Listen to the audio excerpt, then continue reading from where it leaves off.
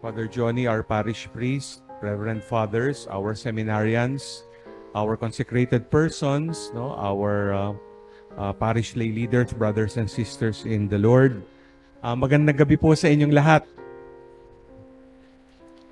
Thank you for inviting me to celebrate this Eucharist on the 6th day of your Novena Masses in honor of Our Lady of Mount Carmel. And our parish fiesta theme is Mother of Carmel, Light of Hope, Companion in Faith and Service.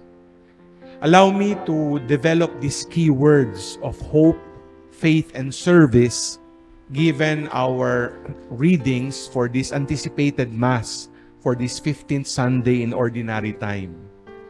And I'd like to start off as a springboard from our Gospel when we look at three questions that surface in this narrative that we are familiar with. The first question came from the scholar of the law. What must I do to inherit eternal life? The second question came from Jesus. What is written in the law? And the third question is again coming from the scholar, perhaps the scribe, who is my neighbor? If we look at these three questions, they can perhaps make us deepen this parish fiesta theme and the key words of hope, faith, and service. The first, what must I do to inherit eternal life? I think the question of the scholar of the law is also our question. This is our ultimate desire, to go to heaven. Kaso yung iba, pag tinanong mo, gusto mong pumunta sa langit, ang isasagot ng iba, gusto ko naman, pero hindi ako nagmamadali. But come to think of it, when we look at this desire, interestingly, it is both a gift and a task. Why did I say this? It is a gift because when we were baptized, if you look at the rite of baptism, all those who are baptized become sons and daughters, children of God. And they become co-heirs of the kingdom. Kaya tagapagmana na po tayo ng langit. We already inherit eternal life. So imagine, it has been already gifted to us the moment we receive the door to all sacraments, baptism. But you and I know, yes, it is a gift, but it is also a task.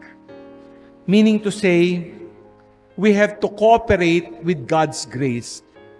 As we have received the grace of baptism in this life, what happens now is to realize that we are still on our journey.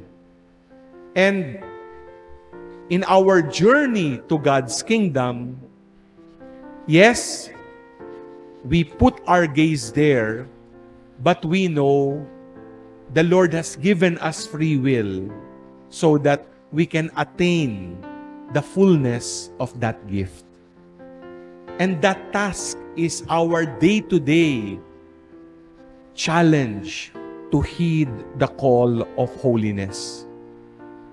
If eternal life is our hope, look at our Blessed Mother, our Mother of Carmel. Clearly, the gaze of our Mother of Carmel is that Mount of Carmel, but looking up the sky.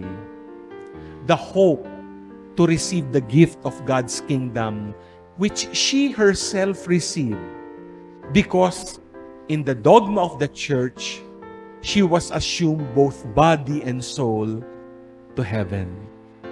Imagine that hope fulfilled. And looking at the Blessed Mother, this too is our hope.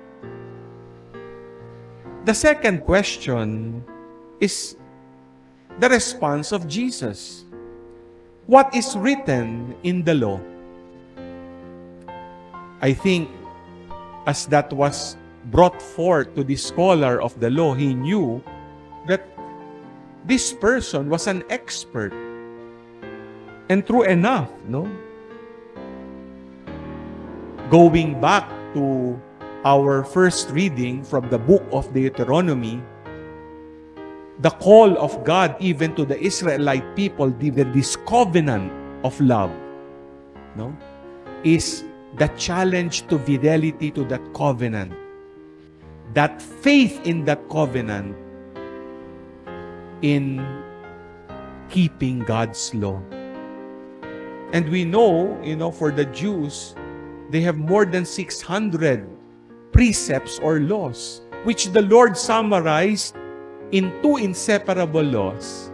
And we heard that. The love of God and the love of neighbor. Brothers and sisters in Christ, in Deus Caritas Est, which is the first encyclical written by the late Pope Benedict XVI, he qualified what this love means, given 3 Greek terms. Eros, meaning romantic love. Philia, which means love of friends. And agape, which is self-giving, unconditional love. And that's why when you talk of our faith in the covenant of love bestowed on us by God, it is really a challenge to live agape love.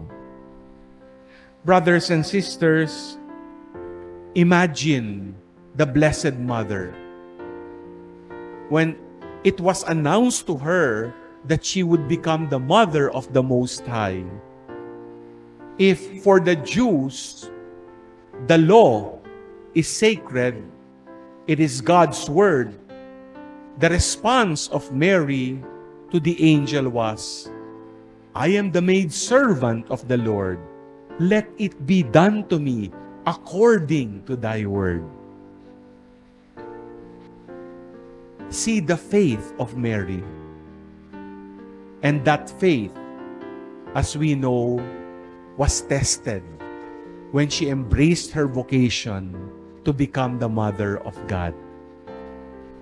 Brothers and sisters, we look at our lives, looking at Mary, as she lived agape love, we too are called to agape love, unconditional, self-giving, self-sacrificing in our own families and communities. Finally, the third question was asked by the scholar of the law, who is my neighbor? And then we heard this parable of the Good Samaritan.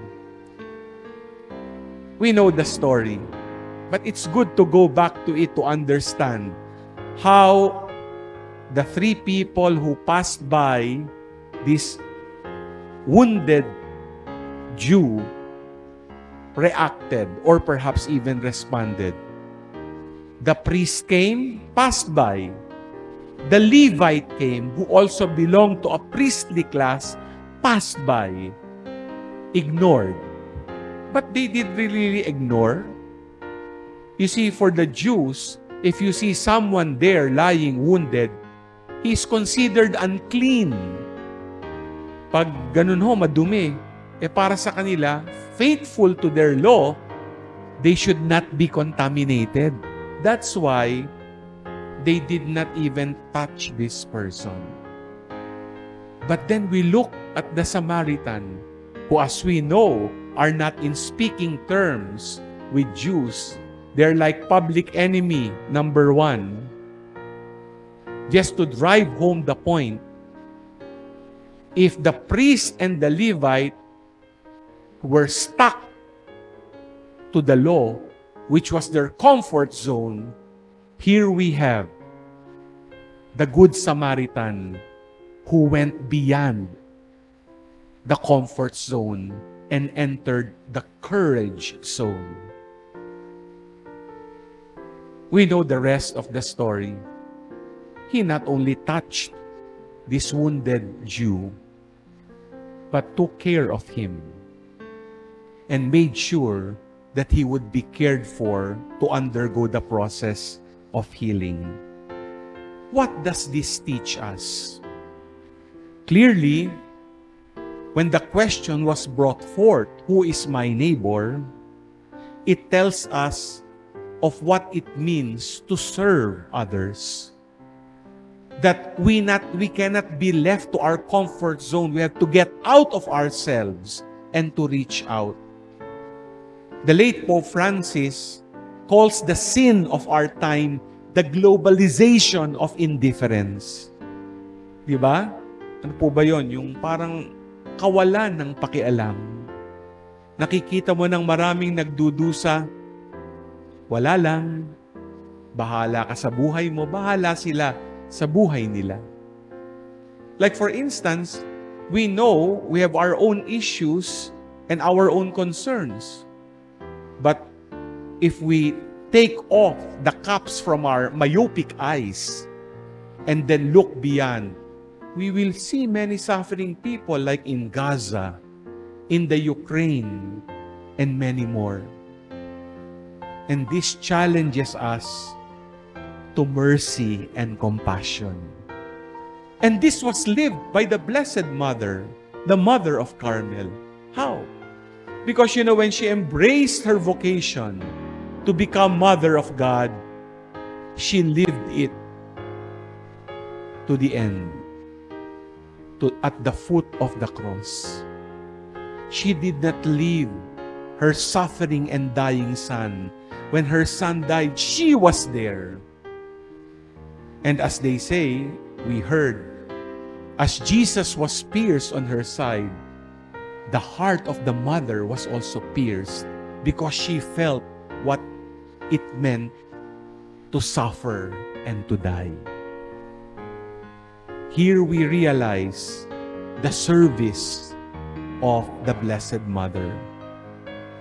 Brothers and sisters in Christ, may our Mother of Carmel always motivate us to hope for eternal life. Have faith in God's covenant of loving God and loving our neighbor. And finally, urge us to serve others with mercy and compassion. Amen.